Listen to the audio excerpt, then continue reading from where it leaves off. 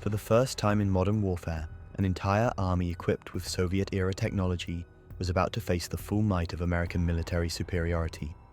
About 545,000 Iraqi soldiers were deployed in Kuwait, armed with T-55s, T-62s, and some T-72 tanks. What is terrifying about this is that most Iraqi crews had no idea what was coming for them, a technological gap so vast it would redefine modern warfare. But what really happened to Iraqi tank crews when American Abrams appeared on the horizon? You'll find out in this video through the harrowing story of perhaps the most one-sided tank battle in military history. After 8 brutal years of war with Iran, Iraq's army was already exhausted. Saddam Hussein's forces had fought a grinding conflict that cost 600,000 casualties, and now they faced something entirely different. The American-led coalition wasn't just another regional power. They brought thermal imaging, GPS navigation, and depleted uranium rounds. Within the first 100 hours of ground combat, Iraqi armored forces would be virtually annihilated, with crews suffering losses unlike anything seen since World War II. This technological shock showed that the era of Soviet-style tank warfare was over. You see, Iraq at the time used various Soviet-made and modified tanks like T-55s dating back to the 1940s, T-62s from the 1960s, and their most modern T-72s. These were solid designs for their time, with thick armor, reliable mechanics, and proven gun systems. But essentially, they belonged to an era before thermal imaging, laser rangefinders, and satellite navigation came into existence. To make matters even worse for Iraq, they were fighting blind. Coalition airstrikes had systematically destroyed their command and control networks, leaving tank crews isolated and confused. They had been told they were the 4th largest army in the world, but when the Americans came, it was like children fighting adults. A good tanker is not easy to come by. It takes long and expensive training to make one. And Iraqi tank crews, many of them conscripts, had been trained in Soviet doctrine that emphasized close-range engagements and massed attacks. They knew something was wrong when the first coalition tanks started appearing on their thermal scopes, if they had thermal scopes at all. And oh boy, the Americans were about to demonstrate what modern warfare really looked like. Because while Iraqi T-55s had an effective range of about 1,200 meters, American M1A1 Abrams tanks could kill at nearly 4,000 meters, often before Iraqi crews even knew they were under attack. So, in February 1991, Iraqi tank crews found themselves facing perhaps the world's most advanced armored force, equipped with technology that would make their Soviet-era equipment seem ancient. The Americans had literally turned tank warfare completely the other way around. The first decision that doomed Iraqi tank crews was Saddam's defensive strategy.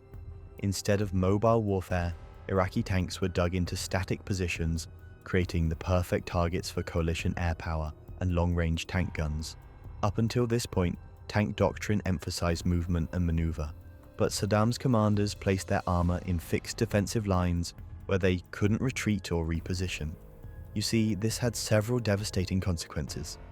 Iraqi tank crews sat helplessly in their positions as coalition aircraft systematically destroyed their vehicles one by one.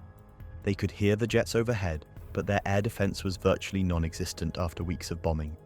Secondly, when the ground war began, Iraqi tanks couldn't maneuver to optimal firing positions. They were stuck in trenches and berms, often pointing in the wrong direction when coalition armor appeared. The third tragedy was that Iraqi crews had no way to coordinate with other units. Their radio networks had been destroyed, leaving individual tank crews to fight alone against overwhelming odds. No other contemporary tank force had faced such systematic isolation from their own command structure. But the real horror began when coalition forces made contact. At the Battle of 73 Easting, Iraqi Republican Guard tank crews suddenly found themselves facing American armor that could see through sandstorms and darkness. The Americans weren't just technologically superior, they were hunting Iraqi tanks with thermal imaging that made them invisible to Iraqi crews still relying on visual sights. Iraqi T-72 crews would fire at muzzle flashes in the distance, only to discover their rounds were falling hundreds of meters short. Meanwhile, American depleted uranium rounds were slicing through Iraqi armor like butter, often setting tanks ablaze with the first hit. The psychological impact was devastating. Iraqi crews realized they were fighting an enemy they literally could not see. Then we have the communication breakdown, which left Iraqi tank crews completely isolated. Unlike American tanks with advanced radio systems and battlefield networks, Iraqi crews often had no idea where coalition forces were or what their own situation looked like. They would see neighboring tanks explode without warning, with no way to coordinate a response or even call for help. An interesting thing is that because Iraqi crews didn't know about American thermal technology, they tried traditional concealment methods that were completely useless. They positioned their tanks behind sand berms and in prepared positions, not realizing that American gunners could see their heat signatures clear as day through the thickest sandstorm. Iraqi tank crews described the experience as surreal and terrifying. One T-55 commander later recalled, "We could hear the American tanks, but we couldn't see them. Then our tank next to us would just explode. We didn't know where the shot came from." The psychological warfare was as effective as the actual firepower. Despite skepticism from some Iraqi commanders who believed their T-72s could match American armor, by February 1991, the reality was becoming clear. Iraqi tank crews were not just outgunned, they were fighting a completely different kind of war. The T-72, Iraq's most modern tank, went into combat with a 125mm smoothbore gun that was actually quite capable by Soviet standards. It had decent armor protection and a proven autoloader system, but it struggled with the fundamental problem that its crew couldn't see the enemy. Then there were machine guns and basic fire control systems, but these were generations behind American technology. Iraqi tank crews could carry plenty of ammunition. The T-72 had an autoloader with 22 ready rounds and storage for more. But what good is ammunition when you can't hit targets you can't see? The tanks were reliable mechanically, but these crews would soon discover they were facing an enemy operating by completely different rules.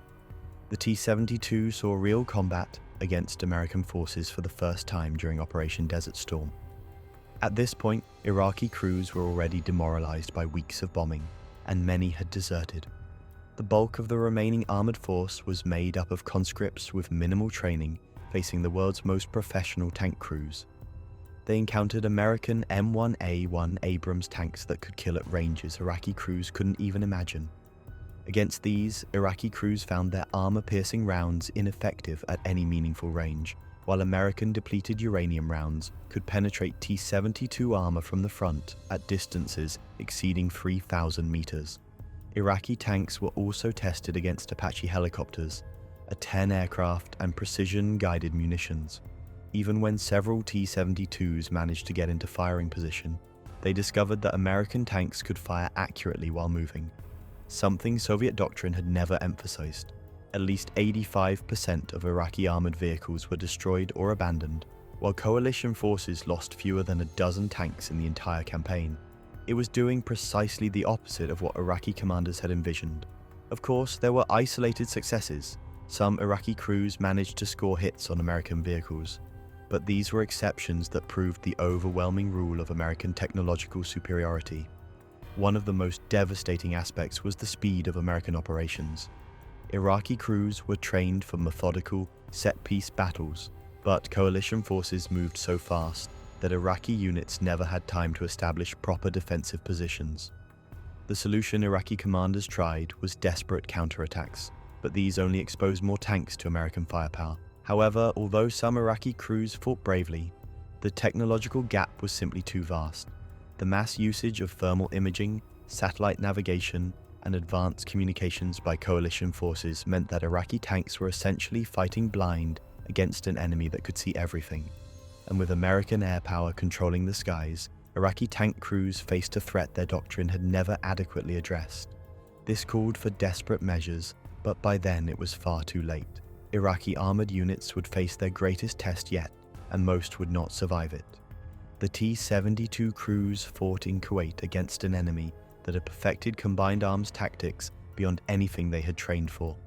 American forces used real-time intelligence, overwhelming air support, and coordinated attacks that Iraqi crews simply couldn't counter.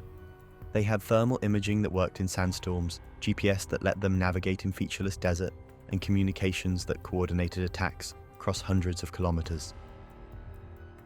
Then there were the psychological factors during the ground war, where Iraqi tank crews faced not just superior technology, but the crushing realization that their training and equipment were obsolete. Many crews abandoned their tanks before making contact with coalition forces, but the most important factor was the complete breakdown of Iraqi command structure.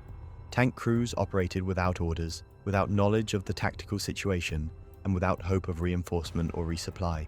This shattered the morale of even experienced Republican Guard units. Coalition forces introduced perhaps the most advanced battlefield technology of its era.